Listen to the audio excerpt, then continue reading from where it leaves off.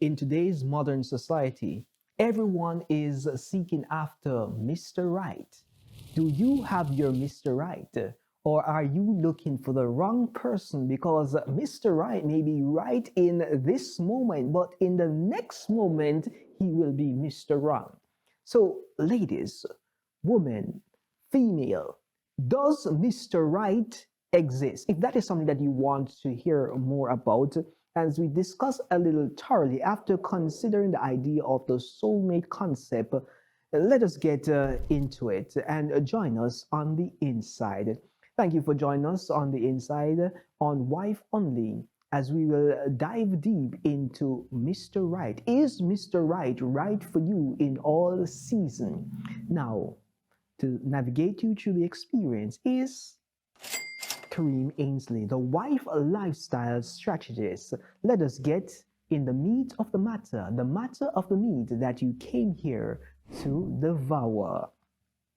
In today's alleged modern society, the fairy tale that many yearn is to find Mr. Right and live happily ever after. I'm just smiling. I'm bubbling over. You know why I'm bubbling over? I'm bubbling over because this concept sounds so good, but yet this concept is filled with errors. Mr. Right may be right in one season of your life, but is not necessarily right for all season. And that is why the pot that you're cooking is not adequately seasoned. What I want to present to you is not just Mr. Right, but is Mr. Righteous. Because if you have Mr. Righteous, he outweighs Mr. Right.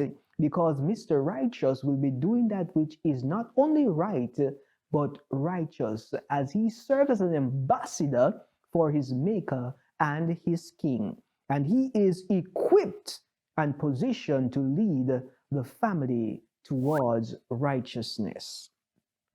But the truth be told, many females, many women don't really want Mr. Righteous. They want Mr. Right. They want what is nice. They want their fantasies to be tickled. They want to feel sensually stimulated. They want the aroma of secular incense to flow over their lives. And yes, they want all of this, but they want the benefits of Mr. Righteous. So when you have Mr. Right in a particular season, he may desecrate your temple. And if your temple is desecrated, why do you believe that Mr. Righteous should come now and sanctify that desecrated temple and call it a home for himself?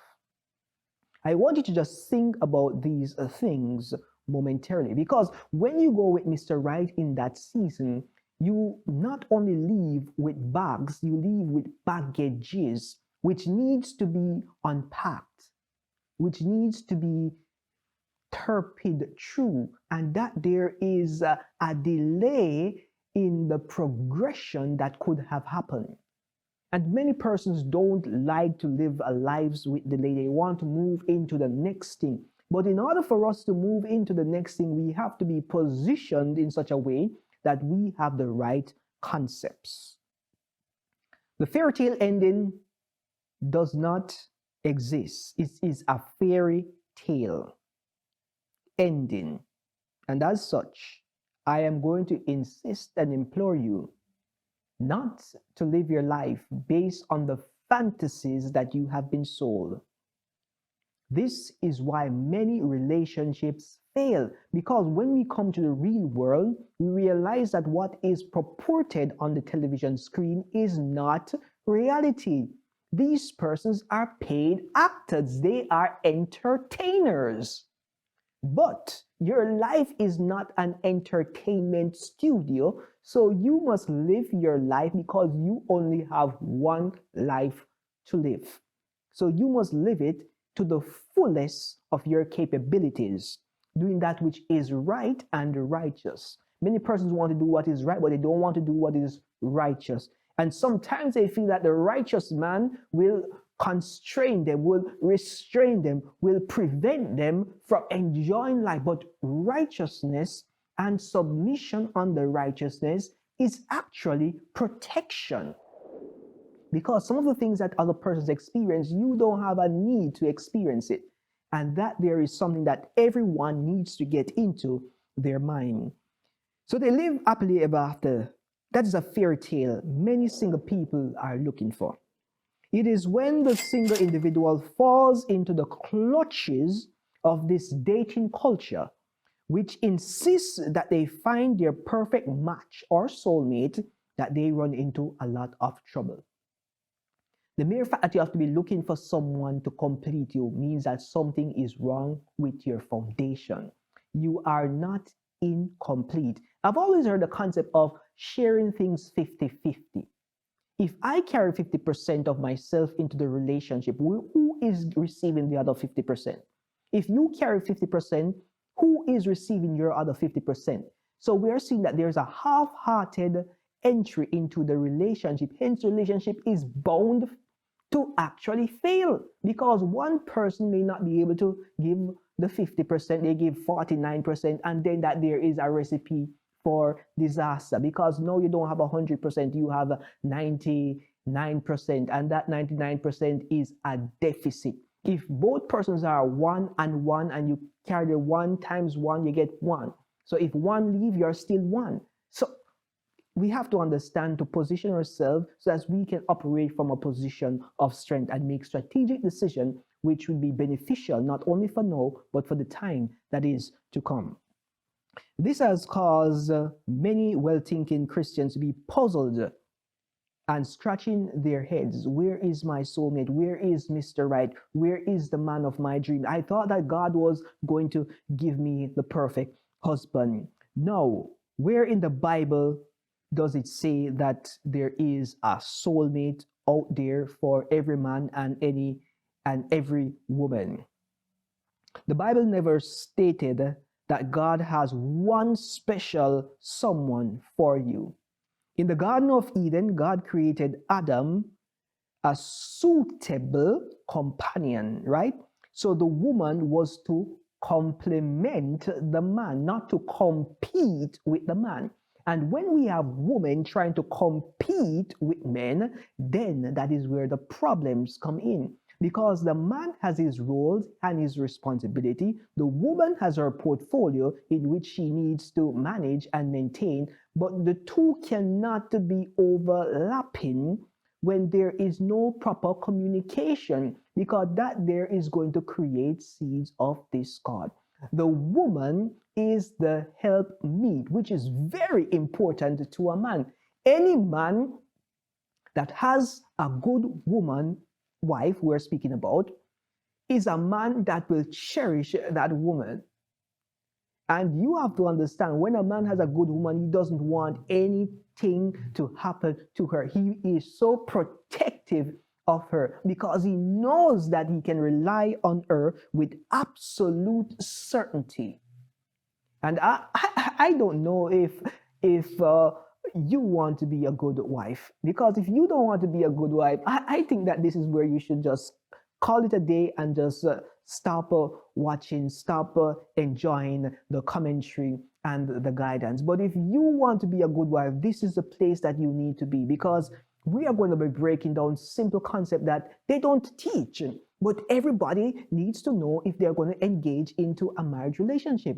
I can't understand for the likes of me that women are willing to spend 4 years getting a degree, and then after the 4 years, they are not even working in that portfolio, but they can't spend the quality time to understand their roles and responsibility to a man so that they are in a position to serve that man and to aid in the development of the family. Remember, when you get a job and you go to work, you are in a position of submission.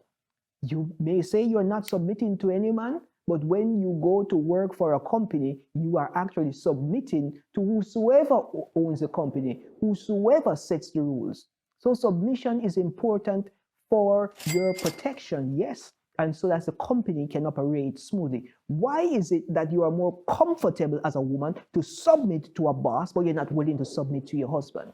That there is a challenge that we need to decipher. You are willing to spend 4 years to study to get a degree so that you can work for somebody else, but you are not willing to invest the time to know how to serve your husband, and that there is a part of your core responsibility, not to working on the outside, but to work in the house. Not that we're saying that we want our women to be exclusively housewives.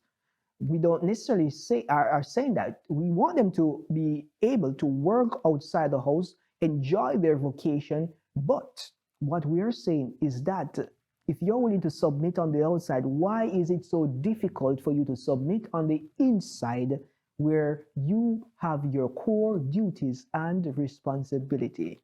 I just want to leave that thought on your mind so that you can understand where we're going and why submission is so pivotal to having a happy, healthy relationship under the authority of God. What I am certain about is that God has available for you a godly companion, but that is only if you desire a godly companion.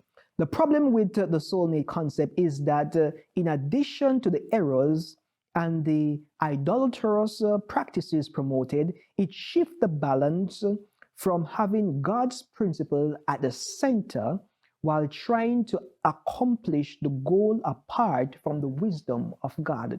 So you want the fruits from the tree, but you don't want to plant or water that tree.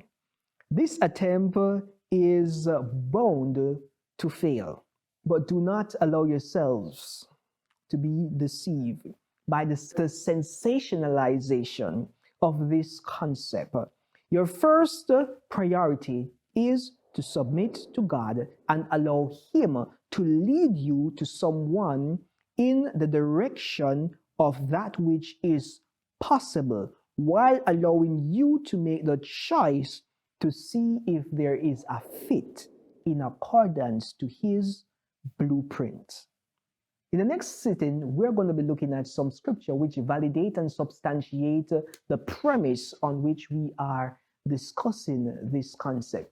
It is a hope that you were edified, you were elevated and educated on this matter. For now, we're going to come to a pause. Signing out from Wife Only is Kareem Ainsley, the wife lifestyle strategist. Be the wife you were meant to be. Until next time, see you on the inside.